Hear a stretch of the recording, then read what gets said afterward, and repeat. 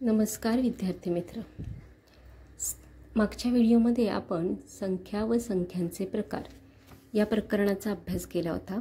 त्यामध्ये आपण वेगवेगळ्या प्रकारच्या संख्या कशा असतात त्याचा अभ्यास केला होता. आजच्या व्हिडिओमध्ये आपण त्या संख्यांच्या प्रकारांवरील उदाहरणे कोणत्या प्रकारची असतात त्या उदाहरणांचा अभ्यास आपण करणार आहोत. आपला पहिला प्रश्न, सर्वात लहान नैसर्गिक समसंख्या कोणती? सगळ्यात आधी आपण नैसर्गिक संख्या कोणत्या त्या बघूया. म्हणजे 1 ही आपली नैसर्गिक संख्या सुरू होते. म्हणजे नैसर्गिक संख्या 1 पासून सुरू होतात. नंतर 2, 3, 4, 5, 6, 7 अशा असंख्य नैसर्गिक संख्या असतात. त्यामध्ये आपल्याला विचारलेली आहे सर्वात लहान नैसर्गिक समसंख्या. समसंख्या आपल्याला पाहिजे, ती सुद्धा सर्वात लहान. मग 1 ही विषमसंख्या आहे, 2 ही समसंख्या आहे. सर्वात लहान नैसर्गिक विषमसंख्या विचारली असती तर ती 1 आली असती. किंवा असं विचारलं असतं की सर्वात लहान नैसर्गिक संख्या कोणती, तर ती 1 ही आली असती. पण आपल्याला विचारलं आहे सर्वात लहान नैसर्गिक समसंख्या कोणती, ती आहे आपली 2. म्हणजे सर्वात लहान नैसर्गिक समसंख्या ही 2 असणार आहे. म्हणजे पर्याय क्रमांक 4 आपलं उत्तर येणार आहे.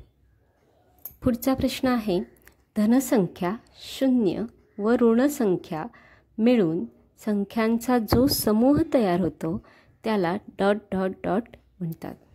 आता धनसंख्या म्हणजे आपल्या 1, 2, 3, 4, 5 ...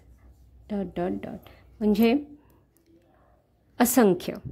त्यानंतर शून्य आणि ऋणसंख्या म्हणजे ऋण 1, ऋण 2, ऋण 3, ऋण 4 अशा असंख्य ऋणसंख्या. या सगळ्या संख्या मिळून जो संख्या समूह तयार होतो त्याला आपण पूर्णांक संख्या असं म्हणतो. म्हणजे शून्य नैसर्गिक संख्या आणि नैसर्गिक संख्यांच्या विरुद्ध संख्या हे मिळून ज्या संख्या तयार होतात त्यांना आपण पूर्णांक संख्या असं म्हणतो. पूर्णांक संख्या म्हणजे इंग्रजीत त्याला इंटिजर असं सुद्धा म्हटलं जातं. आणि तो संख्या समूह आपण कॅपिटल I या अक्षराने दाखवतो. कॅपिटल I म्हणजे आपला पर्याय क्रमांक 2 उत्तर असणार आहे. पुढचा प्रश्न आहे, सर्वात मोठी ऋणपूर्णांक संख्या व सर्वात लहान एक अंकी ऋणपूर्णांक संख्या यांचा गुणाकार किती? तर सर्वात लहान, मोठी, लहान म्हणजे सर्वात मोठी आणि सर्वात लहान अशा ऋणपूर्णांक संख्या आपल्याला पाहिजे. पण आपण ऋणपूर्णांक संख्या कोणत्या कोणत्या येतात ते आधी बघूया. ऋण 1, ऋण 2, ऋण 3, ऋण 4, ऋण 5, ऋण 6, ऋण 7, ऋण 8, ऋण 9 यापुढे पण संख्या असतात. पण एक अंकी एवढ्याच असतात. थोडासा आपण संख्या रेषा बघितली तर लक्षात काय ठेवायचं, ऋणसंख्यांमध्ये सर्वात मोठी ऋणसंख्या ही -1 असते. सर्वात मोठी ऋणसंख्या ही -1 असते, सर्वात मोठी. आणि सर्वात लहान एक अंकी ऋणपूर्णांक संख्या ही -9 असते. आता यामध्ये ज्या संख्या ऋण असतात त्यामध्ये सर्वात लहान जी संख्या असते ती सर्वात मोठी असते आणि जी मोठी संख्या असते ती लहान असते. म्हणजे आपण असा विचार केला की ऋण 2 आणि ऋण 5 यामध्ये मोठी संख्या कोणती, तर ती ऋण 2 ही मोठी संख्या असणार आहे. ऋण 1 आणि ऋण 8 या 2 संख्यांमध्ये कोणती संख्या मोठी येईल, तर ती ऋण 1 ही मोठी येते. म्हणजे जी संख्या लहान असते ती संख्या तुमची मोठी असते आणि जी संख्या मोठी म्हणून दिसते ती संख्या तुमची ऋण पूर्णांकामध्ये लहान असणार आहे. मग सर्वात मोठी ऋणसंख्या ही ऋण 1 आणि सर्वात लहान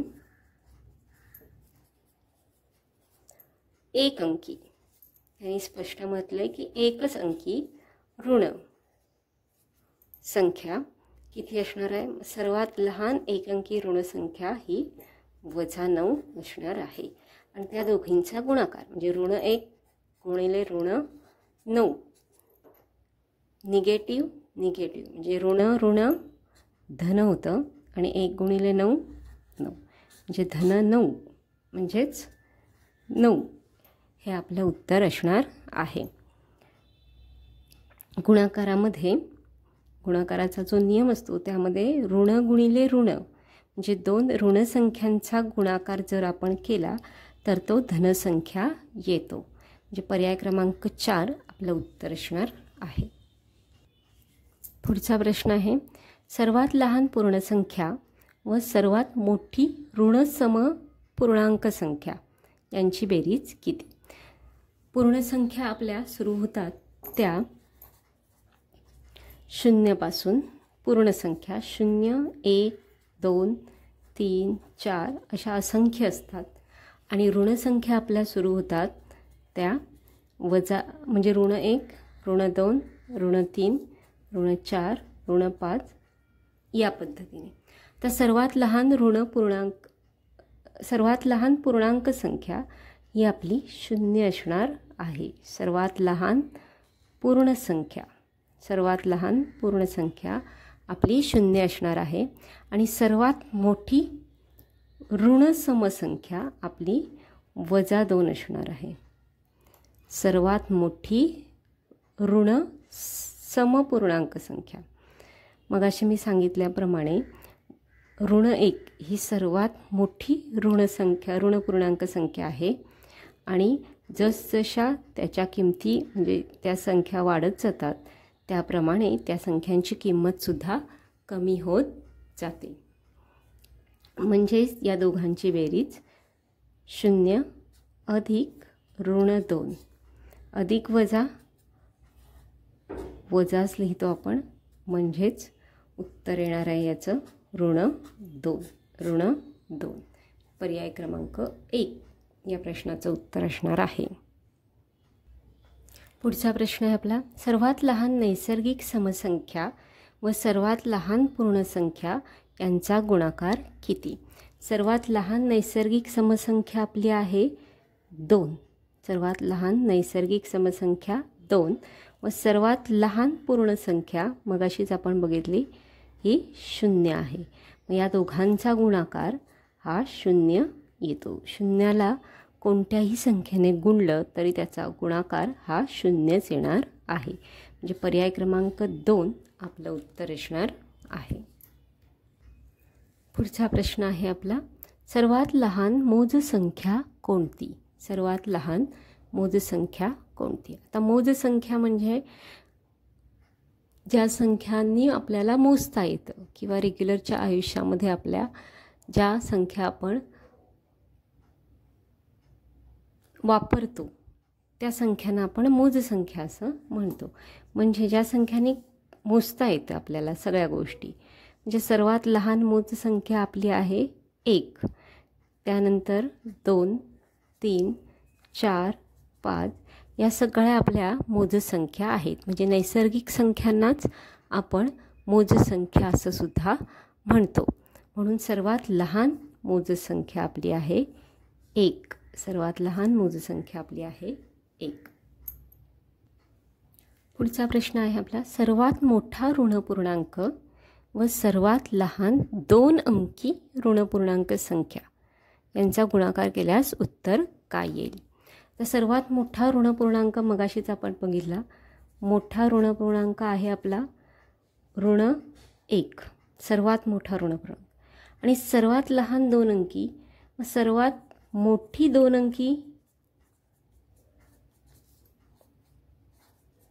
अंकी ऋणपूर्णांक संख्या असणार आहे ऋणपूर्णांक संख्या -10 आणि सर्वात लहान असणार आहे -99. सर्वात मोठा ऋणपूर्णांक -1, सर्वात मोठा ऋण पूर्णांक ऋण 1 आणि सर्वात लहान 2 अंकी ऋण पूर्णांक संख्या आहे आपली ऋण 99. ऋण 99.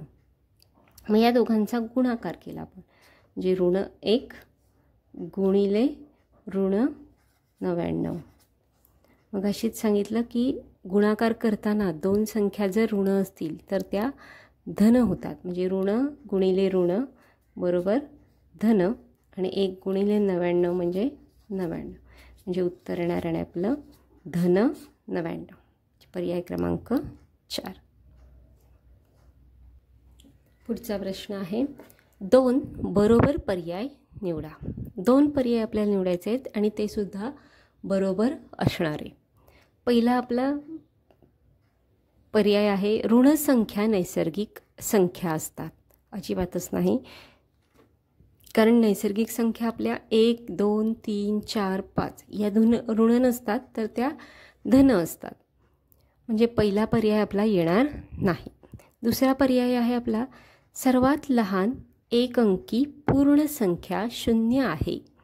सर्वात लहान 1 अंकी हा पर्याय मात्र बरोबर आहे, कारण पूर्ण संख्या आपल्या 0 ने सुरुवात होतात, नंतर 1 2 3 अशा सगळ्या पूर्ण संख्या असतात आणि सर्वात लहान 1 अंकी पूर्ण संख्या ही 0च असते. म्हणजे दुसरा पर्याय आपला बरोबर असणार आहे. तिसरा पर्याय बघा, सर्वात मोठी ऋण पूर्णांक संख्या अनंत आहे. आत्ताच आपण जस्ट बघितलं की सर्वात मोठी ऋण पूर्णांक संख्या ही आपली -1 म्हणजेच ऋण 1 असते. सर्वात मोठी ऋण पूर्णांक संख्या ऋण 1 असते. म्हणजे तिसरा पर्याय पण आपला चुकीचा आहे. चौथा पर्याय बघूया, सर्वात लहान धन पूर्णांक संख्या 1 आहे. अगदी बरोबर. पूर्णांक संख्येमध्ये 0 1 2 3 अशा सगळ्या धनसंख्या आणि 0 आणि -1 म्हणजे ऋण 1 ऋण 2 ऋण 3 या सगळ्या विरुद्ध संख्या असतात नैसर्गिक संख्येच्या, म्हणजे ज्या ऋण संख्या असतात. याच्यामध्ये 0 या संख्येला चिन्ह नसतं, म्हणजे तो धन पण नाही आणि ऋण पण नसतो. त्यामुळे सर्वात लहान धनपूर्णांक संख्या आपली 1च येणार आहे. म्हणजे पर्याय क्रमांक 4 हे सुद्धा आपलं बरोबर आन्सर असणार आहे. म्हणजे पर्याय क्रमांक 2 आणि पर्याय क्रमांक 4 हे बरोबर पर्याय आहे. पुढचा प्रश्न आहे पर्यायातील सत्य विधान कोणते? जे काही 4 पर्याय आपल्याला दिलेले आहेत त्यातले सत्य विधान म्हणजे बरोबर विधान कोणतं आहे? पहिलं विधान आहे आपलं धन व ऋण पूर्णांक संख्या म्हणजे परिमेय संख्या होय. असं अजिबातच होत नाही. धन आणि ऋण पूर्णांक संख्या नसतात तर परिमेय संख्या आपल्या P/Q या रूपामध्ये ज्या संख्या असतात, फक्त Q हा कधीही 0 असणार नाही. या सगळ्या संख्या म्हणजे आपल्या परिमेय संख्या असतात. म्हणजे पहिलं विधान आपलं चुकीचं आहे. दुसरं विधान आहे आपलं ऋण पूर्णांक म्हणजे पूर्णांक संख्या या नैसर्गिक संख्या असतात. पूर्णांक संख्या या नैसर्गिक संख्या असतात. तर पूर्णांक संख्यामध्ये ऋण 1 ऋण 2 ऋण 3 या संख्या पण येतात. त्याशिवाय 0 पण येतो.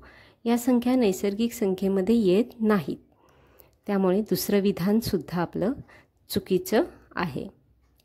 तिसरं विधान आहे आपलं पूर्णांक संख्या या परिमेय संख्या असतात. अगदीच परिमेय संख्यांमध्ये ऋण 1 ऋण 2 ऋण 3 यासारख्या संख्या पण येतात, 0 पण येतो आणि पॉझिटिव्ह म्हणजे धन संख्या पण येतात. त्यामुळे तिसरं विधान आपलं बरोबर आहे.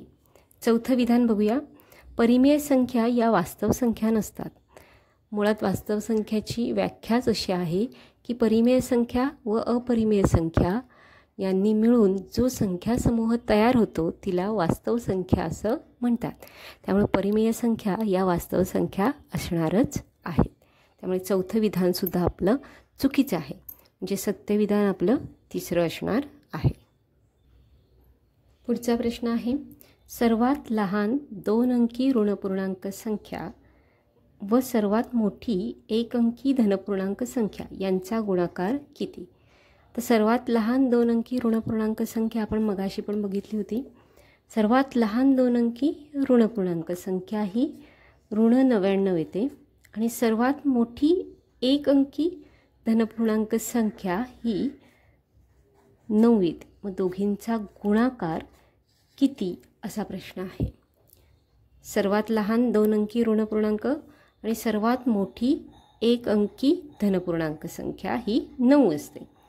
मग 99 गुणिले 9, 9 गुणिले 9 81 आणि 9 गुणिले 9 परत 81 अधिक 8 म्हणजे 89. पण 99ला चिन्ह आपलं ऋण आहे, म्हणजे गुणाकारामध्ये एक चिन्ह ऋण वजा असेल आणि एक चिन्ह अधिक असेल तर दोघांचा गुणाकार हा वजाच येतो. दोघांचा गुणाकार हा वजाच येणार आहे. अधिक वजा वजा, गुणाकारामध्ये हा नियम आहे की वजा गुणिले अधिक असं केलं तर उत्तराला चिन्ह हे वजाच येणार आहे. म्हणजेच पर्याय क्रमांक आपला 4 ऋण 891. पुढचा प्रश्न आपला आहे, खालीलपैकी कोणत्या पाढ्यामध्ये विषम अंक असू शकत नाहीत? आता तुम्ही पाढे बघितलात, म्हणजे 2चा पाढा बघितलात तर 2, 4, 6, 8, 12, 14, 16, 18 आणि 20.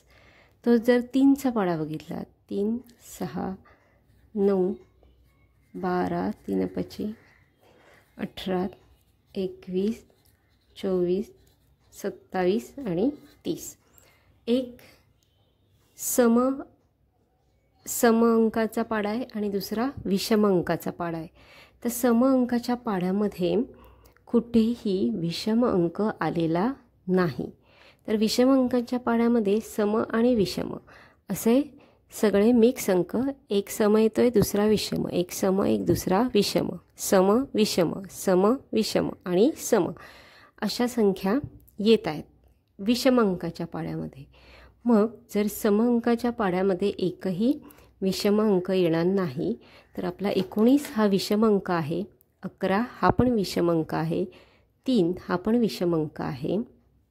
म्हणजे फक्त 14 हा एकच सम अंक आहे. त्यामुळे या पाढ्यामध्ये विषम अंक असणार नाही. या पाढ्यामध्ये विषम अंक असणार नाही.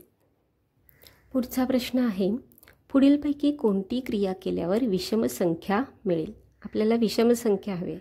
मग 2 विषम संख्यांचा गुणाकार. पहिला पर्याय आपला 2 विषम संख्यांचा गुणाकार. आपण करून बघूया. 3 गुणिले 3, 3 त्रिक 9, किंवा अजून एखादी बघूया 7 गुणिले 5, 7 5 35. म्हणजे इथे आपल्याला विषम संख्याच मिळते. म्हणजे पहिला पर्याय आपला बरोबर असण्याची शक्यता आहे. म्हणजे आहे पर्याय पहिला पर्याय बरोबर. 2 विषम संख्यांची बेरीज. दुसरा 2 विषम संख्यांची बेरीज म्हणजे 3 अधिक 7 बेरीज आपल्याला समसंख्या मिळते. आपण अजून एक बघूया 7 अधिक 5. इथे बेरीज आपल्याला 12 मिळते. म्हणजेच दुसरा पर्याय आपला चुकीचा आहे. 2 विषम संख्यांची बेरीज केल्यावर आपल्याला विषम संख्या नाही तर समसंख्या मिळते. तिसरा पर्याय आपल्याला 2 विषम संख्यांची वजाबाकी. मग 2 विषम संख्यांची वजाबाकी आपण केली म्हणजे 7 वजा 5 तर आपल्याला 2 मिळतं आहे. 2 ही समसंख्या आहे आपली. 11 वजा 7 तर इथेही आपल्याला 4 म्हणजे समसंख्याच मिळाली. म्हणजे तिसरा पर्याय पण आपला चुकीचा आहे. चौथा पर्याय आपला आहे एक सम व एक विषम यांचा गुणाकार. एक समसंख्या आणि एक विषम संख्या म्हणजे ही विषम संख्या आणि ही समसंख्या या दोघांचा गुणाकार केला तरीसुद्धा आपल्याला समसंख्याच मिळते. परत बघूया. एक समसंख्या आणि एक विषम संख्या. सम आणि विषम दोघांचा गुणाकार केला तर आपल्याला उत्तर समसंख्याच मिळते. म्हणजे पहिला पर्याय सोडून बाकी सगळे पर्याय आपले चुकीचे आहेत. फक्त आणि फक्त 2 विषम संख्यांचा जर गुणाकार केला तरच विषम संख्या मिळते, तरच विषम संख्या मिळणार आहे. म्हणजे पहिला पर्याय आपला बरोबर असणार आहे. पुढचा प्रश्न आहे आपला, 1 ते 100 या संख्यांमध्ये किती संयुक्त संख्या आहेत? 1 ते 100 या संख्यांमध्ये किती संयुक्त संख्या आहेत? आता आपण बघायला गेलं तर 1 ही अशी संख्या आहे की जी मूळही नाही व संयुक्तही नाही. मूळ पण नाही आहे ती संख्या आणि संयुक्त पण नाही. त्यामुळे 99 संख्याच उरतात आणि या 99 संख्यांपैकी 25 संख्या या मूळ संख्या आहेत. 25 संख्या या मूळ संख्या आहेत. मग राहिल्या 74 संख्या या आपल्या संयुक्त संख्या आहेत. म्हणजे 1 ते 100 मध्ये 74 संयुक्त संख्या आहेत. 74. पुढचा प्रश्न आहे, 17च्या पाड्यात येणाऱ्या एकूण विषम संख्या किती? तर 17चा पाडा आहे आपला. पाठ आहे किंवा पाठ नसेल तरी आपल्याला माहिती असलं पाहिजे की एक समसंख्या आणि एक विषम संख्या अशा विषम संख्यांच्या पाड्यामध्ये संख्या येत असतात. मग आता आपल्या 17च्या पाड्यामध्ये ही पहिली विषम संख्या आहे, ही तिसरी विषम संख्या, ही 5वी विषम संख्या आणि ही 7वी आणि ही 9वी. म्हणजे 1, 2, 3, 4 आणि 5 विषम संख्या असतात. म्हणजे कोणताही विषम अंकाचा पाडा जर आपण घेतला तर त्यामध्ये फक्त आणि फक्त 5च विषम संख्या असणार आहेत. कोणताही विषम अंकाचा पाडा जर तुम्ही लिहिलात तर त्यामध्ये 5 विषम संख्या आणि 5 समसंख्या, 5 विषम आणि 5 समसंख्या असतात. म्हणजे पर्याय क्रमांक 3 आपलं उत्तर असणार आहे. पुढचा प्रश्न आहे आपला, 25 नंतर क्रमाने येणारी 5वी समसंख्या कोणती? 25 नंतर क्रमाने येणारी 5वी समसंख्या कोणती? तर 25 नंतर क्रमाने संख्या येते आपली 26. 27 ही काही समसंख्या नाही, म्हणजे 28 पुढची संख्या. नंतर येणार आहे 30, नंतर 32 आणि त्यानंतर 34. म्हणजे 1, 2, 3, 4 आणि 5. म्हणजे 5वी क्रमाने येणारी संख्या आहे आपली 34. पुढचा प्रश्न आहे, x ही एक समसंख्या आहे, तर क्रमाने येणारी 5वी समसंख्या कोणती? या अशा प्रश्नांसाठी एक छोटीशी ट्रिक आहे. म्हणजे दिलेली जर समसंख्या असेल, दिलेली समसंख्या असेल पहिली ट्रिक, आणि मिळायला पण आपल्याला समसंख्याच पाहिजे असेल, दिलेली समसंख्या असेल आणि मिळायला पण समसंख्याच हवी असेल, तर त्यामध्ये 2 गुणिले, आता 5वी समसंख्या पाहिजे म्हटल्यावर 2n. n म्हणजे कितवी समसंख्या हवी आपल्याला ते शोधायचं आहे. म्हणजे 5वी हवी असेल तर 2 गुणिले 5 करायचं, 10वी हवी असेल तर 2 गुणिले 10 करायचं, किंवा 8वी हवी असेल तर 2 गुणिले 8. म्हणजे n म्हणजे तुमची 5वी, 6वी समसंख्या, 7वी समसंख्या, 8वी समसंख्या, क्रमाने येणारी जी काही समसंख्या आपल्याला पाहिजे असेल तिचा इथे n म्हणून वापर करायचा. आता 5वी हवी आहे म्हणजे आपण 2 गुणिले n करणार. म्हणजे दिलेली समसंख्या अधिक 2n बरोबर मिळणारी सुद्धा आपल्याला समसंख्या असेल. विषम संख्येसाठी सुद्धा सेम ट्रिक आहे.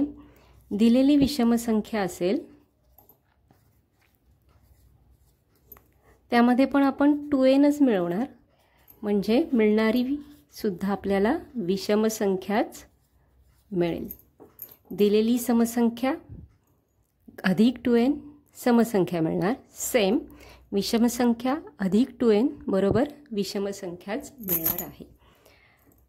कधी कधी आपल्याला असं देतात की दिलेली समसंख्या आहे, दिलेली संख्या समसंख्या आहे आणि मिळणार आहे आपल्याला विषम, म्हणजे पाहिजे आहे आपल्याला विषम संख्या. मग अशा वेळी काय करायचं तर 2n वजा 1, 2n वजा 1. समसंख्या दिलेली आहे, विषमसंख्या हवी आहे. तर 5वी विषमसंख्या हवी आहे असं पाहिजे असेल तर 2n म्हणजे 2 गुणिले 5 वजा 1 बरोबर आपल्याला विषमसंख्या मिळणार आहे. समजा आपल्याला विषमसंख्या दिलेली असेल आणि आपल्याला पाहिजे आहे समसंख्या बरोबर उलटी, तरीसुद्धा आपण 2n वजा 1च करणार आहोत. लक्षात ठेवताना काय लक्षात ठेवणार, सम अधिक 2n, विषम अधिक 2n. म्हणजे सारखीच संख्या पाहिजे असेल तर अधिक 2n लक्षात ठेवायचं. सम विषम पाहिजे असेल किंवा विषम सम पाहिजे असेल तर 2n वजा 1, 2n वजा 1 हे लक्षात ठेवायचं आहे. परत एकदा बघा, समसंख्या अधिक n म्हणजे आता इथे आपल्याला क्रमाने येणारी 5वी समसंख्या कोणती असं विचारलं आहे. म्हणून आपण क्रमाने येणारी 5वी संख्या म्हणजे n बरोबर 5 घ्यायचं आहे. येणारी संख्या तुमची समसंख्या असेल. विषमसंख्येसाठी सुद्धा तेच करायचं. दिलेली जर विषमसंख्या असेल तर त्यामध्ये 2n करायचं आणि मिळणारी तुमची विषमसंख्या तुम्हाला मिळणार आहे. समसंख्या दिलेली असेल, विषमसंख्या हवी असेल किंवा विषमसंख्या दिलेली असेल, समसंख्या हवी असेल तर 2n वजा 1, 2n वजा 1 हे करायचं आहे. आता आपल्याला दिलेली आहे समसंख्या म्हणजे x ही समसंख्या आहे आणि क्रमाने येणारी 5वी समसंख्या कोणती असं त्यांनी म्हटलं आहे. म्हणजे अधिक 2 गुणिले 5, 5वी समसंख्या म्हणून आपण 5 म्हणजे 2n बरोबर आपली समसंख्या होणार आहे x अधिक 2 गुणिले 5 10 म्हणजे x अधिक 10 ही आपली क्रमाने येणारी 5वी समसंख्या होणार आहे. पुढचा आपला प्रश्न आहे, q अधिक 4 ही एक विषम संख्या आहे तर त्या संख्येनंतर क्रमाने येणारी 7वी समसंख्या कोणती. तर त्या संख्येनंतर क्रमाने येणारी 7वी समसंख्या कोणती. म्हणजे दिलेली आहे विषम संख्या आणि पाहिजे आहे समसंख्या. विषमसंख्या दिलेली आहे, समसंख्या पाहिजे म्हणजे आपण करणार आहोत 2n वजा 1. आता आपल्याला 7वी समसंख्या पाहिजे म्हणजे आपण करणार आहोत 2 गुणिले 7 म्हणजे 2n, 2 गुणिले 7, n म्हणजे 7 वजा 1 म्हणजे q अधिक 4 आहे. तसेच अधिक आपण करणार आहोत 14, 7 दुणे 14 वजा 1 म्हणजे 13 म्हणजे आपली संख्या तयार होणार आहे q अधिक 17. q अधिक 17 ही आपली येणारी समसंख्या असणार आहे, जी 7वी समसंख्या असेल. पुढचा आपला प्रश्न आहे, x ही एक विषम संख्या आहे तर xच्या पुढील क्रमाने येणारी 15वी समसंख्या कोणती. आता दिलेली संख्या आहे आपल्याला विषम संख्या म्हणजे विषम संख्या आहे आणि समसंख्या पाहिजे. मगाशी आपण सोडवल्याप्रमाणेच गणित आहे, विषम संख्या समसंख्या म्हणजे आपण त्याच्यामध्ये करणार आहोत 2n वजा 1 म्हणजे 2 गुणिले 15वी पाहिजे म्हणून 15 वजा 1 म्हणजेच आपली संख्या होते x अधिक 2 गुणिले 15 म्हणजे 30 आणि 30 वजा 1 म्हणजे 29 म्हणजे आपली संख्या तयार झाली x अधिक 29, x अधिक 29. पुढचा आपला प्रश्न आहे, m ही एक समसंख्या आहे तर m नंतर क्रमाने येणारी 27वी समसंख्या कोणती. म्हणजे दिलेली आहे समसंख्या आणि पाहिजे पण आपल्याला समसंख्या म्हणजे आपण करणार आहोत +2n.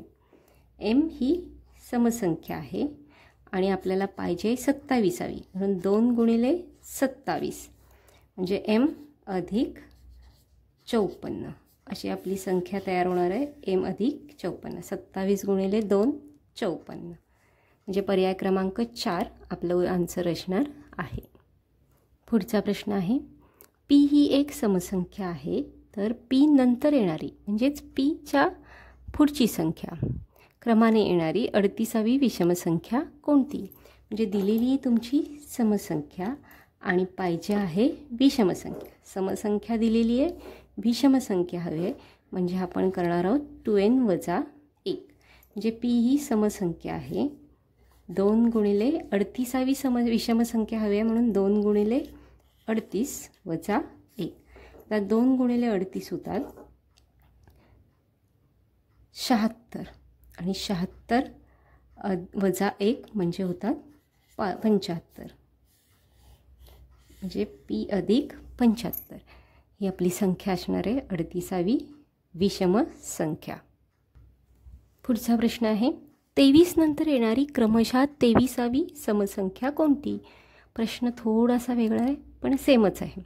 23, आता 23 ही आपली विषम संख्या आहे. म्हणजे विषम संख्या दिलेली आहे आणि समसंख्या पाहिजे. म्हणजे 23 ही आपली विषम संख्या आणि पाहिजे पण आहे आपल्याला 23वी समसंख्या. म्हणजे 2 गुणिले 23 वजा 1 म्हणजे 23 अधिक 2 गुणिले 23 46 वजा 1 45. म्हणजे आपली संख्या होते 23 अधिक 45. 3 आणि 5 8 आणि 2 अधिक 4 6 68. म्हणजे पर्याय क्रमांक 1 आपलं उत्तर असणार आहे. पुढचा प्रश्न आहे x वजा 7 ही एक समसंख्या आहे. तर x वजा 7 नंतर येणारी क्रमशः 17वी समसंख्या कोणती? म्हणजे समसंख्या दिलेली आहे आणि समसंख्याच पाहिजे. म्हणजे आपण +2n करणार आहोत.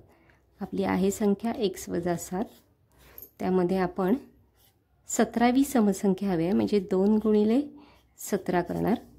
म्हणजे x वजा 7 अधिक 34. 17 दुणे 34 म्हणजे वजा 7 अधिक 34. 1 वजा असेल आणि 1 अधिक असेल तर आपण नेहमी वजाबाकी करतो आणि चिन्ह मात्र मोठ्या संख्येचं देतो. 1 ऋणसंख्या असेल आणि 1 धनसंख्या असेल तर वजाबाकी करायची आणि चिन्ह मात्र मोठ्या संख्येचं द्यायचं. म्हणजे आपलं उत्तर आहे x अधिक 27. म्हणजे 34मधून 7 गेले उरतात 27 आणि 34ला अधिक चिन्ह आहे म्हणून 27ला सुद्धा अधिक चिन्ह आलं. म्हणजे आपलं उत्तर आहे x अधिक 27. पुढचा आपला प्रश्न आहे x वजा 5/3. x वजा 5/3 ही समसंख्या आहे आणि तिच्या पुढील 11वी विषमसंख्या कोणती? म्हणजे समसंख्या दिलेली आहे आणि विषमसंख्या पाहिजे. समसंख्या दिलेली आहे, विषमसंख्या पाहिजे. म्हणजे अधिक 2n वजा 1 करायचं आहे. म्हणजे अधिक 11वी पाहिजे आपल्याला म्हणून 2 गुणिले 11 वजा 1 म्हणजेच आपली संख्या होणार आहे x वजा 5/3. 2 गुणिले 11 22. 22 वजा 1 21 म्हणजे 21 अधिक करायचे आहे. इथे 21चा छेद काहीच नाही म्हणजे 1 असतो हे आपल्याला माहिती आहे. म्हणजे आपण त्या दोघांचा पहिल्यांदा छेद समान करून घेऊया. x वजा 5/3 अधिक 21/1. 1 गुणिले x वजा 5 म्हणजेच x वजा 5 येणार आहेत आणि 21 गुणिले 3 21 त्रिक 63 अधिक 63 छेद 3 गुणिले 1 3 वजा 5 अधिक 63 वजा 5 अधिक 63 58 येणार आहेत आणि उत्तराला चिन्ह मात्र प्लसच येणार आहे. म्हणजे x अधिक 58 भागिले म्हणजे छेद 3. x अधिक 58 छेद 3 असं आपलं उत्तर येणार आहे. एक वजा आहे, एक अधिक आहे तर त्यावेळी वजाबाकी होणार आहे आणि उत्तराला चिन्ह मात्र मोठ्या संख्येचं मिळणार आहे. उत्तराला चिन्ह मात्र मोठ्या संख्येचं द्यायचं आहे. म्हणजे x अधिक 58 छेद 3 असं आपलं आन्सर असणार आहे. पुन्हा एकदा बघा x वजा 5/3 अधिक 2 गुणिले 11. 11 म्हणजे 11वी विषम संख्या पाहिजे, वजा 1 केली आपण. 2 गुणिले 11 म्हणजे 21. 2 गुणिले 11 म्हणजे 22, वजा 1 म्हणजे 21. 21चा छेद काहीच नसतो म्हणून 1 घेतला आपण. तर या दोघांचाही छेद आपल्याला समान करून घ्यायचा आहे. म्हणून आपण काय केलं, तिरकस गुणाकार केला. म्हणजे x वजा 5 गुणिले 1, x वजा 5च येणार. कोणत्याही संख्येला जर 1ने गुणलं तर उत्तर तीच संख्या येते. आणि 21 गुणिले 3, 21 त्रिक 63. आणि 3 गुणिले 1 म्हणजे छेद छेद यांचा पण गुणाकार करून घेतला आपण. 3 गुणिले 1 3, म्हणजे वजा 5 अधिक 63, याचं उत्तर येतं 58. एक अधिक संख्या असेल आणि एक वजा संख्या असेल तर त्यांची नेहमी वजाबाकी होते आणि उत्तराला चिन्ह मात्र मोठ्या संख्येचंच येतं. 1+58 छेद आहे तसाच 3. पुढचा आपला प्रश्न आहे, x वजा 4 ही एक समसंख्या आहे, त्यानंतरची 25वी समसंख्या कोणती? म्हणजे समसंख्या दिलेली आहे आणि समसंख्याच पाहिजे. म्हणजे आपण अधिक 2n करणार आहोत. x वजा 4 अधिक 2 गुणिले 25. 2 गुणिले 25चा संख्या येते 50. म्हणजे x वजा 4 अधिक 50. मग अशी सांगितल्याप्रमाणे एक वजा असेल एक अधिक असेल तर वजाबाकीच करायची आणि उत्तराला चिन्ह मोठ्या संख्येचं द्यायचं. म्हणजे 50 वजा 4 याची किंमत येते 46. 50ला चिन्ह अधिक आहे म्हणून 46ला चिन्ह पण अधिक दिलं. म्हणजे आपली संख्या येते x अधिक 46. x अधिक 46. या पुढचा प्रश्न आहे, m वजा 5 छेद 5 ही एक समसंख्या आहे व m वजा 5 छेद 5च्या पुढील 9वी विषमसंख्या कोणती? म्हणजे दिलेली आपल्याला समसंख्या आहे आणि पाहिजे आहे विषमसंख्या. मग दिलेली समसंख्या आपण लिहून घेणार आहोत. m वजा 5 छेद 5 समसंख्या आहे, विषमसंख्या हवा आहे म्हणजे 2n वजा 1. 2 गुणिले 9वी विषमसंख्या पाहिजेत म्हणून 2 गुणिले 9 वजा 1. जी संख्या आपली अशी तयार होते, m वजा 5 छेद 5 अधिक 2 गुणिले 9 18, 18 वजा 1 17. 17चा छेद 1 होतो. इथे आपण क्रॉस मल्टिप्लिकेशन करणार आहोत आणि मग छेद छेद छेद यांचा गुणाकार करणार आहोत. म्हणजे m वजा 5 गुणिले 1, कोणत्याही संख्येला जर 1ने गुणलं तर गुणाकार तीच संख्या येते. आणि 17 गुणिले 5 म्हणजे 85 छेद 5 गुणिले 1 5. 1 वजा आणि 1 अधिक अशा दोन वेगवेगळ्या संख्या असतील तर त्यांची वजाबाकी करायची आणि उत्तराला चिन्ह मोठ्या संख्येचं द्यायचं. म्हणजे m 85 वजा 5 म्हणजे होतात 80 आणि उत्तराला चिन्ह मोठ्या संख्येचं. म्हणजे 85ला अधिक चिन्ह आहे म्हणून इथे पण अधिक चिन्ह छेद 5. म्हणजे आपलं उत्तर आलं m अधिक 80 छेद 5. या पुढचा प्रश्न आहे, x वजा 4 छेद 3 ही एक विषम संख्या आहे तर x वजा 4 छेद 3 पुढील 7वी समसंख्या कोणती? दिलेली आहे विषमसंख्या आणि पाहिजे आहे समसंख्या. म्हणजे आपण 2n वजा 1 करणार आहोत. म्हणजे x वजा 4 ही आपली छेद 3 ही आपली विषमसंख्या आहे आणि त्यामध्ये आपण 2n म्हणजे 7वी समसंख्या म्हणजे 2 गुणिले 7 वजा 1 करणार आहोत. म्हणजे 2 गुणिले 7 14, 14 वजा 1 13. म्हणजे x वजा 4 छेद 3 आहे तसंच अधिक 13. 2 गुणिले 7 14 होतात, 14 वजा 1 13. याचा छेद असतो 1, काहीच नाही म्हणजे 1 असतो. परत तिरकस गुणाकार करूया. x वजा 4 गुणिले 1 म्हणजे आपण छेद समान करतो आहे थोडक्यात. अधिक 13 गुणिले 3, 13 त्रिक 39 आणि छेद यांचा पण गुणाकार 3 गुणिले 1 3, 1 वजा 1 अधिक वजाबाकी करायचे म्हणजे x 39 वजा 4 35 आणि उत्तराला चिन्ह मोठ्या संख्येचं छेद 3 म्हणजे आपलं उत्तर येणार आहे x अधिक 35 छेद 3. पुढचा प्रश्न x वजा 3 छेद 7 ही एक समसंख्या आहे. म्हणजे x वजा 3 छेद 7 ही एक समसंख्या आहे आणि या संख्येनंतर क्रमाने येणारी 8वी विषमसंख्या. म्हणजे दिलेली समसंख्या आणि पाहिजे आहे विषमसंख्या.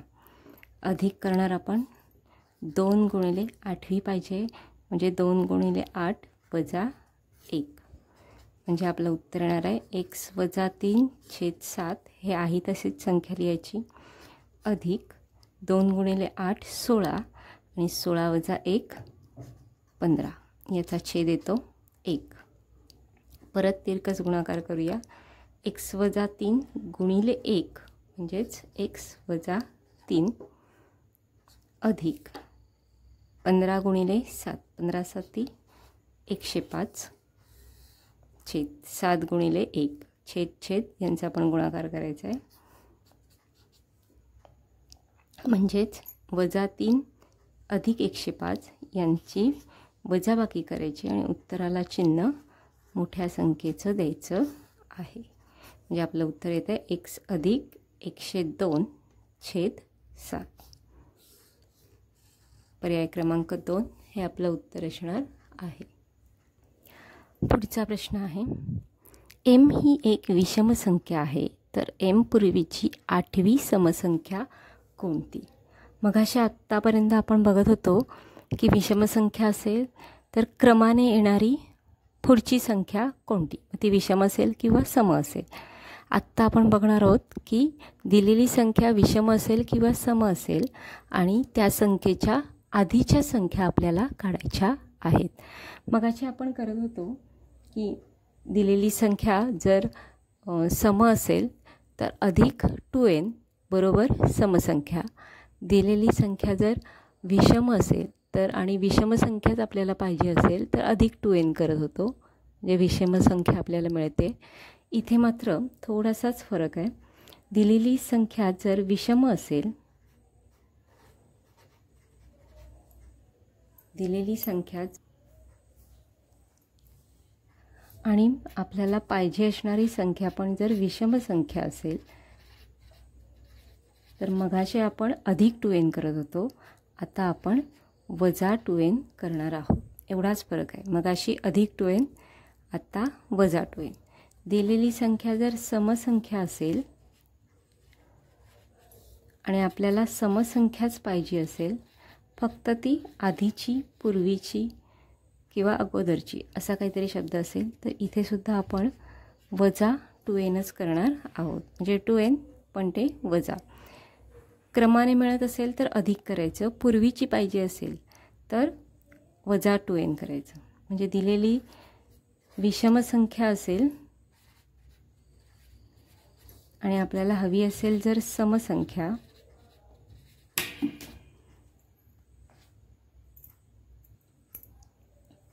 तर आपण वजा 2n वजा 1 करणार आहोत. सगळे वजा करायचे, एवढाच फरक आहे. दिलेली समसंख्या असेल आणि आपल्याला जर विषम संख्या पाहिजे असेल तर इथे सुद्धा आपण वजा 2n वजा 1 करणार आहोत. हे नियम आहेत. मगाशी आपण अधिक करत होतो, आता आपण वजा करणार आहोत. एवढाच फरक आहे.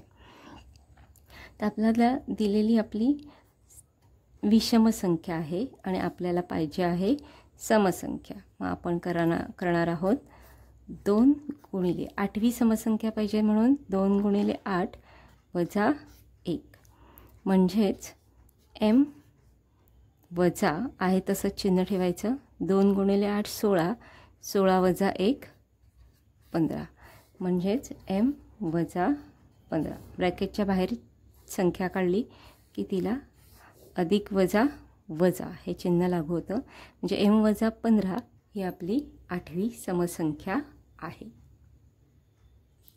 पुढचा प्रश्न आपण पाहणार आहोत. p अधिक 11 ही एक समसंख्या आहे, तर p अधिक 11च्या मागील 13वी विषमसंख्या कोणती? प्रश्न सेमच आहे. मागील, पूर्वी, आधीची असे शब्द आले की वजा करायचं आहे, एवढं फक्त लक्षात ठेवायचं. म्हणजे आपण दिलेली आपल्याला समसंख्या आहे ती घेणार आहोत p अधिक 11 आणि आपल्याला पाहिजे आहे विषमसंख्या. म्हणजे समसंख्या दिलेली आहे आणि विषमसंख्या हवी आहे. म्हणजे आपण 2n वजा 1 करणार आहोत. म्हणजे 2 गुणिले 13वी विषमसंख्या हवी आहे. म्हणजे 2 गुणिले 13 वजा 1. म्हणजे आपली संख्या अशी होणार आहे p अधिक 11 हे आहे तसंच ठेवायचे, वजा 2 गुणिले 13 26, 26 वजा 1 25. आपली संख्या तयार होते p अधिक 11. 25 ब्रॅकेटच्या बाहेर आलं की त्यांना वजाचं चिन्ह लागू होतं. म्हणजे 11 वजा 25, 25मधून 11 गेले, उरतात आपले 14. आणि चिन्ह मात्र वजाच येणार. चिन्ह मात्र वजाच येणार. का? तर मोठ्या संख्येला वजाचं चिन्ह आहे. 1 अधिक 1 वजाबाकी असेल तर आपण वजाबाकी करणार आहोत आणि उत्तराला चिन्ह मोठ्या संख्येचं देणार आहोत. म्हणजे p वजा 14 हे आपलं उत्तर झालं. पुढचा आपला प्रश्न आहे. m अधिक 8 ही एक विषम संख्या आहे, तर m अधिक 8 पूर्वी येणारी 9वी समसंख्या कोणती? दिलेली विषमसंख्या आणि येणारी म्हणजे मिळणारी समसंख्या, पण पूर्वीची हवी आहे म्हणजे आधीची हवी आहे. म्हणजे आपण वजा करणार आहोत. म्हणजे m अधिक 8 ही आपली विषमसंख्या आहे, म्हणजे आपण वजा 2n करणार. म्हणजे वजा 2 गुणिले 9, 9वी समसंख्या हवी आहे म्हणून 2 गुणिले 9 वजा 1. म्हणजे आपली संख्या होते m अधिक 8 ही आहे तशीच, वजा 2 गुणिले 9 18, 18 वजा 1 17. म्हणजेच m अधिक 8 ही संख्या आहे तशीच येणार. 17 ब्रॅकेटच्या बाहेर आल्यावर त्याला वजाचं चिन्ह होणार. म्हणजे अधिक वजा वजा होतं. 8मधून म्हणजे 17मधून 8 गेले, उरतात 9. म्हणजे m 17मधून 8 गेले, उरतात 9. चिन्ह मात्र मोठ्या संख्येचं. म्हणजे m वजा 9 हे आपलं उत्तर येणार आहे. 1 अधिक 1 वजा असं जर असेल तर आपण वजाबाकी करायची आणि उत्तराला चिन्ह मात्र मोठ्या संख्येचंच द्यायचं. पुढचा प्रश्न आहे. x अधिक 9 ही एक समसंख्या आहे, तर तिच्या मागील 15वी विषमसंख्या कोणती? आपल्याला मागची संख्या हवी आहे म्हणजे समसंख्या आणि विषमसंख्या आहे. मागची हवी आहे म्हणजे वजा 2n वजा 1 करणार आहोत. दिलेली संख्या आपली समसंख्या आहे म्हणजे 2 गुणिले 15वी पाहिजे म्हणून 15 वजा 1. म्हणजे x अधिक 9 वजा 2 गुणिले 15 म्हणजे 30 वजा 1. x अधिक 9 आहे तसंच ठेवायचं आहे, वजा चिन्ह पण आहे तसं. 30 वजा 1 29. ब्रॅकेटच्या बाहेर काढल्यावर x अधिक 9 वजा 29, अधिक 9 वजा 29 म्हणजेच वजा 20. 1 अधिक 1 वजा असेल तर वजाबाकी करायची आणि उत्तराला चिन्ह मोठ्या संख्येचं द्यायचं. म्हणजे आपली संख्या तयार होते x वजा 20. x वजा 20. पुढचा प्रश्न आहे. 3x अधिक 5 ही समसंख्या आहे, तर पर्यायातील कोणती विषमसंख्या आहे? समजा आपण x बरोबर 1 ठेवला म्हणजे 3x अधिक 5 ही आपली समसंख्या होती. कशी ती बघा. 3 एक्सच्या ऐवजी 1 ठेवला अधिक 5, जे 3 गुणिले 1 3 अधिक 5 बरोबर 8, म्हणजे 8 ही आपली समसंख्या आहे. म्हणजे 3 गुणिले 1 असं आपण केलं, 3x वजा 1, म्हणजे 3xची किंमत आपली होते 3 गुणिले 1 म्हणजेच 3. आता या 3मधून जर 1 वजा केला, पहिला पर्याय आपला 3मधून 1 वजा केला तर आपल्याला 2 मिळतात, ही समसंख्या आहे. दुसरा पर्याय आपला 3x अधिक 1, पण 3xची किंमत आपली 3 आहे, म्हणजे 3 अधिक 1 केले म्हणजे आपल्याला 4 मिळतात, ही पण समसंख्या आहे. तिसरा पर्याय आपला 3x अधिक 3, 3xची किंमत 3 अधिक 3 केले म्हणजे आपल्याला 6 मिळतात, ही पण समसंख्या आहे. आणि चौथा पर्याय आपला 3x, म्हणजे 3 गुणिले x, xची किंमत आपली आहे 1, म्हणजे 3 गुणिले 1 बरोबर 3, म्हणजे पर्याय क्रमांक 4 आपलं उत्तर असणार आहे, जी आपल्याला विषमसंख्या मिळते. पुढचा प्रश्न, m ही 11ने निशेष भाग जाणारी समसंख्या आहे, तर 11ने निशेष भाग जाणारी mच्या पुढील तिसरी समसंख्या कोणती? आपल्याला समसंख्या आहे दिलेली, म्हणजे m ही समसंख्या आहे आणि तिच्या पुढची तिसरी समसंख्या आपल्याला पाहिजे आहे. म्हणजेच आपण एक नियम लक्षात ठेवूया, समसंख्या किंवा विषमसंख्या दिली असेल आणि आपल्याला समसंख्याच पाहिजे असेल किंवा विषमसंख्याच पाहिजे असेल, तर मग अशा आपण असं जसं म्हणत होतो की पुढची संख्या हवी असेल तर आपण +2n करतो, +2n दोन्हीमध्ये. आणि आता फक्त इथे काय करायचं आहे, ज्या संख्येने त्याला भाग जातो त्या संख्येने गुणून घ्यायचे. म्हणजे आता इथे 11ने भाग जाणारी संख्या असेल तर 11ने, 15ने भाग जाणारी संख्या असेल तर 15ने, 18ने भाग जाणारी संख्या असेल तर 18ने, जी कोणत्या संख्येने भाग जाणारी असेल तेवढ्या संख्येने आपण तिला गुणून घ्यायचो. म्हणजे आता इथे आपल्याकडे m ही समसंख्या आहे आणि आपल्याला mच्या पुढची तिसरी पाहिजे आहे समसंख्या, mच्या पुढील तिसरी, म्हणजे 2 गुणिले 3 आपण करणार आणि त्याला गुणिले करणार 11, बरोबर आपली समसंख्या जी असेल ती मिळणार आहे. म्हणजेच m अधिक 2 गुणिले 3 6, 6 गुणिले 11 म्हणजे 66, m अधिक 66 ही आपली तिसरी समसंख्या झाली. पुढचा प्रश्न, x ही 21ने निशेष भाग जाणारी विषमसंख्या आहे, तर 21ने निशेष भाग जाणारी x नंतरची चौथी समसंख्या कोणती? आपली आहे आता दिलेली विषमसंख्या आणि आपल्याला पाहिजे आहे समसंख्या. जर समसंख्या दिलेली असेल आणि विषमसंख्या हवी असेल तरीसुद्धा सेमच करायचे, क्रमाने पुढची येणारी, म्हणजे अधिक आपण जसं 2n वजा 1 करत होतो तसंच दोन्ही ठिकाणी करायचं आहे.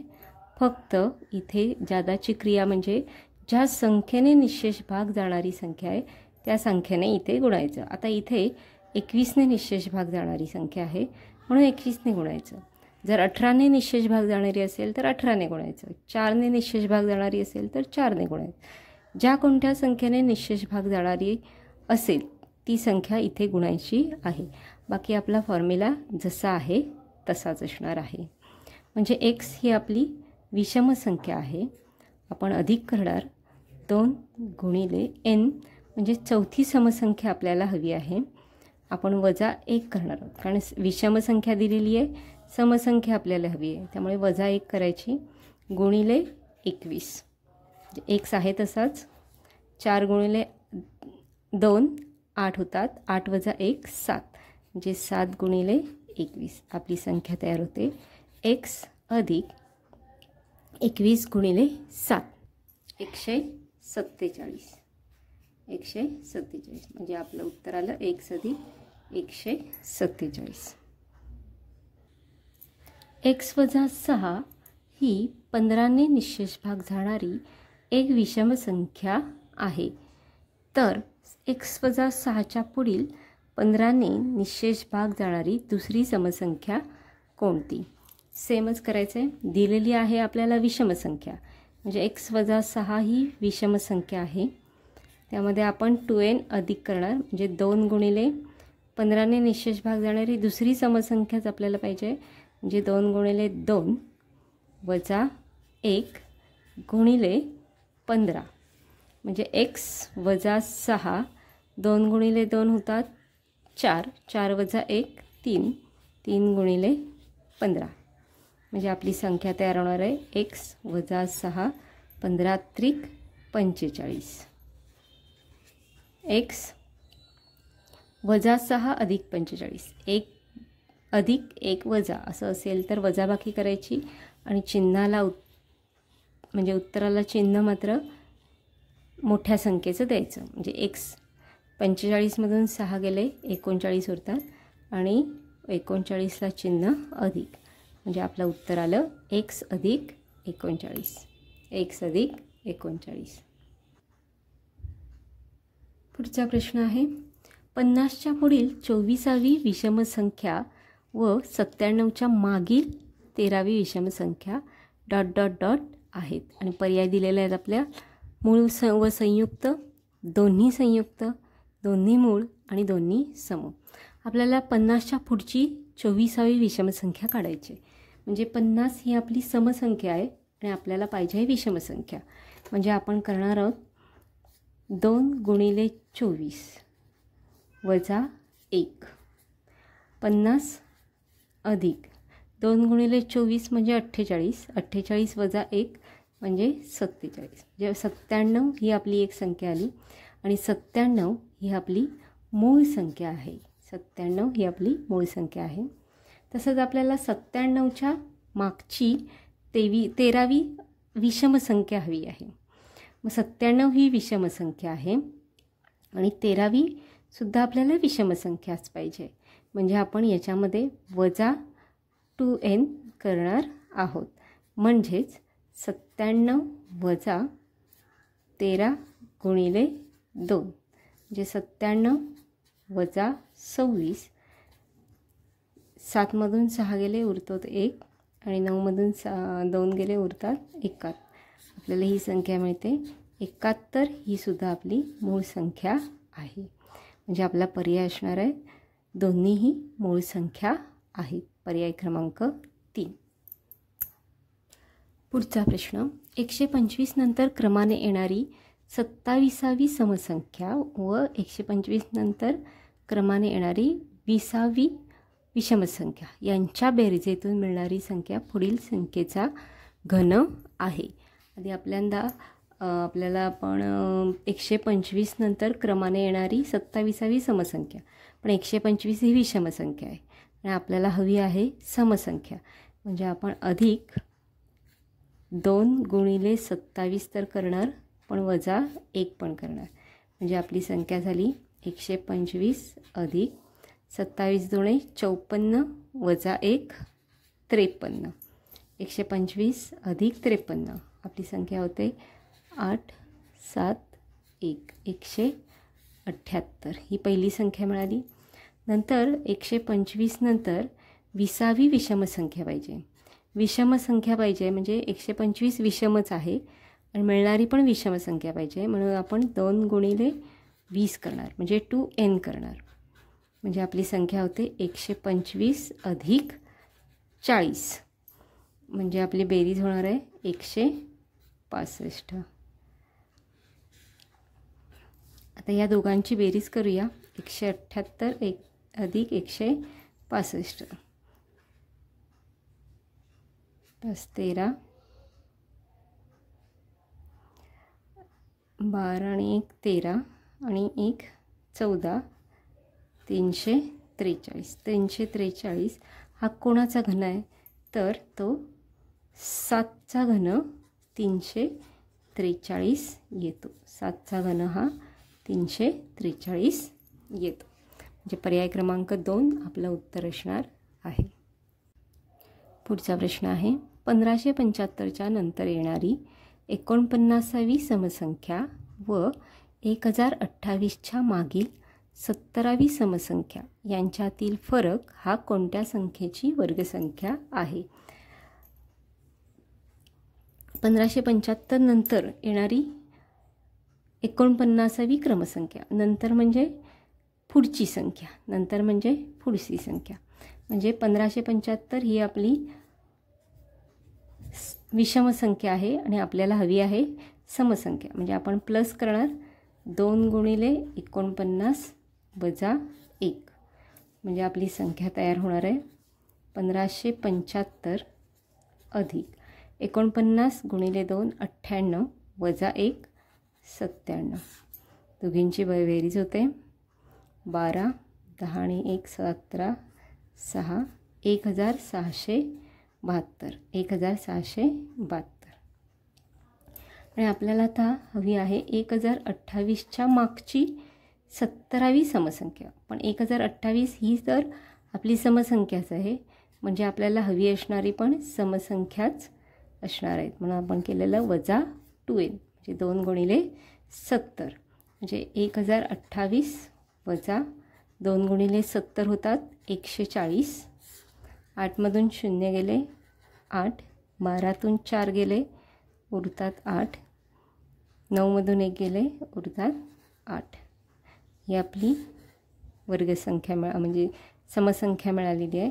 आता या दोघींमधला जो फरक आहे तो कोणत्या संख्येची वर्गसंख्या आहे हे आपल्याला शोधायचं आहे. म्हणजे 1672 वजा 888. 12मधून 8 गेले उरतात 4. त्यानंतर 16मधून 8 गेले उरतात 8. त्यानंतर आपल्याला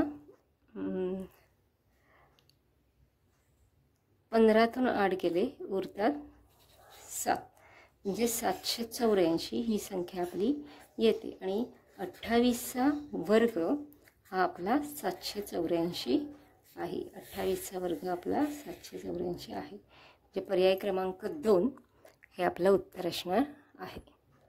पुढचा प्रश्न आहे 215 नंतर क्रमाने येणारी 25वी समसंख्या व 13वी विषमसंख्या यांची बेरीज किती? 215 नंतर येणारी क्रमाने येणारी 25वी समसंख्या. 215 ही आपली विषमसंख्या आहे आणि आपल्याला मिळणारी संख्या समसंख्या आहे, म्हणून विषमसंख्या आहे म्हणजे आपण 2n वजा 1 करणार आहोत. म्हणजेच 215 अधिक 2 गुणिले 25 वजा 1. 215 अधिक 25 गुणिले 2 50, 50 वजा 1 49. 9 अधिक 5 14, 5 आणि 1 6, 264 ही आपली मिळणारी संख्या आहे 25वी. त्यानंतर 13वी विषमसंख्या. 215 नंतर 13वी विषमसंख्या. 13वी हवी आहे म्हणजे विषमसंख्या आणि विषमसंख्या अशा दोन्ही संख्या हव्यात आपल्याला. म्हणजे आपण 2 गुणिले 13 करणार आहोत, म्हणजे 2n. म्हणजे 215 अधिक 26, 13 दुणे 26, 11 241 ही आपली संख्या असणार आहे. आता दोघांची बेरीज हवी आपल्याला. 241 अधिक 264, 5 10 5, 505 हे आपलं आन्सर असणार आहे. 505. पुढचा प्रश्न आहे 1224 नंतर येणारी 27वी समसंख्या 195च्या अगोदरची 52वी विषमसंख्या यांच्या बेरजेतून मिळणारी संख्या पर्यायातील कोणत्या संख्येचा वर्ग आहे? 1224 नंतर येणारी 27वी समसंख्या. म्हणजे 1024 ही तर आपली समसंख्याच आहे आणि मिळणारी पण समसंख्याच आपल्याला हवी आहे. म्हणजे अधिक 2 गुणिले 27 आपण करतो आहे, म्हणजे 1224 अधिक 54, 27 दुणे 54, 8 7 1278, 1278. मग 195च्या अगोदरची 52वी विषमसंख्या. 195च्या अगोदरची म्हणजे 195 ही आपली विषमसंख्या आहे आणि 52वी विषमसंख्या हवी आहे. म्हणजे दोन्ही विषम संख्या आहोत, म्हणून आपण 2 गुणिले 52 म्हणजे 2n वजा करणार आहोत. 2 गुणिले 52 होतात 104. 2 गुणिले 52 होतात 104. 195 वजा 104, 5मधून 1 गेले, 9मधून 0, 9मधून 1 म्हणजे 91 हे आपलं उत्तर आहे. या दोघांच्या बेरजेतून मिळणारी संख्या म्हणजे 1278 अधिक 91, 9, 16, 3, 1, 1369. 1369 हा आपला 37चा वर्ग आहे. हा 37चा वर्ग आहे. म्हणजे पर्याय क्रमांक 2 आपलं उत्तर येणार आहे.